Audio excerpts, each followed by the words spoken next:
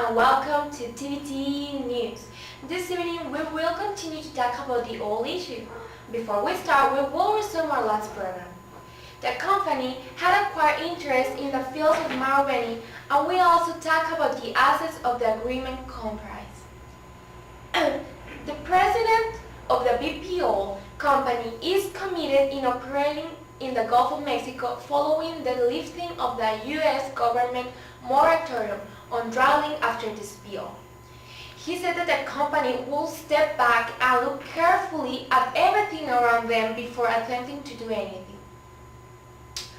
On the other hand, last Tuesday, U.S. researchers found toxic chemicals floating around the ocean. Toxic levels at very high levels, high enough to kill sea animals. These chemicals were found at 3,300 feet deep, and they say that this spread was likely to worsen as more oil spilled. These toxic chemicals are called polycyclic aromatic hydrocarbons, which can kill sea animals immediately by intoxication or cause them cancer on a long term. Researchers had made tests on the toxic chemicals. Unfortunately, they did not find much. They did not know how long it would take for the chemicals to dissipate.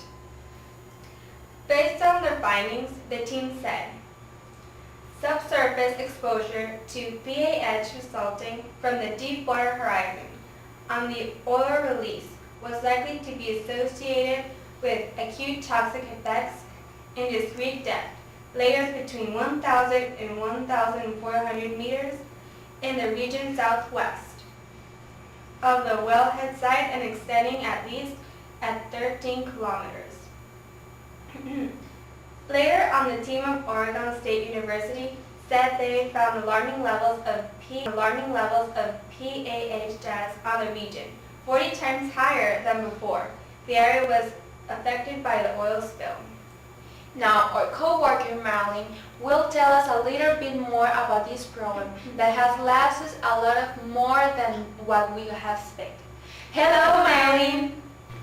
Hello girls, these toxics have different depths of PAHs, but fortunately last week the Food and Drug Administration and National Oceanic and Atmospheric Administration say that testing had helped to prove that the chemicals that were used to disperse the oil from the BP spill have not damaged the fish, crabs, shrimp, oysters and other sea animals from the Gulf of Mexico.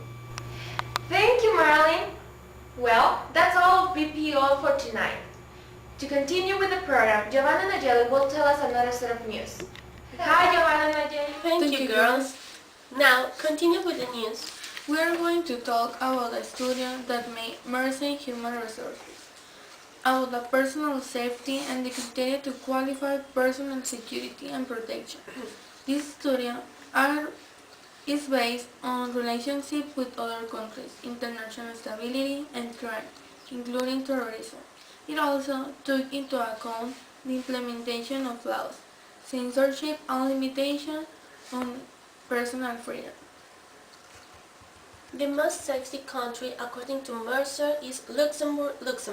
And what is curious is about in Switzerland there are 3 cities that take the second and the third place, Berne and Geneva, but also has one of the cities that, besides having the 5th place, offers between quality of life, Zurich. In America, there's one country that also highlights because have many countries considered as safe. The country is Canada, with Calgary, Montreal, Ottawa, Toronto, and Vancouver, occupying consecutive place from 23 to 27. This is amazing, but why is that? The safest cities are located in politically stable countries, which have good international relations and sustainable economic growth. That word was said by Albert Mondelli, Director of Global Information Services for Latin America in Mercer. And if we ask if there is a safe country in Mexico, Unfortunately, Mexico City and Monterrey are in the lower position. Why do we need to be at least in the middle?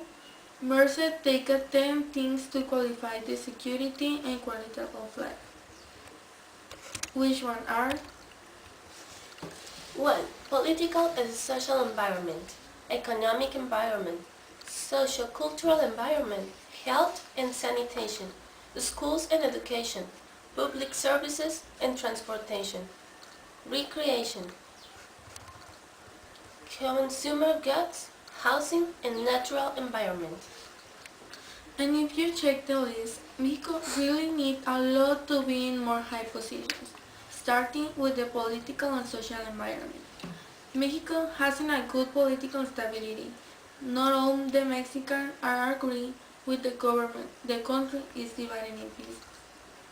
In a recent article, ONU said that the violence don't prevent Mexico its development. And in certain points, it's true because to my point of view, Mexico needs to be united. We are puzzled with the pieces, appear to have sharp edge. And we don't need to talk a lot about the enforcement of law. Just this example tells everything. Sorry, a Mexican goes to the United States or to Canada, and he behaves as model citizen, clarifying not always. And when he returns to Mexico, it's as if all the values and the education have have never existed to him, as if he hadn't left all that in those countries. Really, we need to improve all those aspects, and those are little details, but we need to work a lot. So, thank you. Thank you. We are Nayeli Sanchez And Giovanna Monta.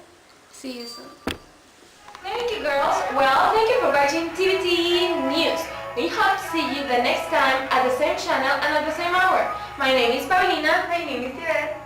And my name is Marie. Goodbye. We hope you have a great night. I'm about it, we don't die yet, keep it crowded like you. Come taste it, my love is real.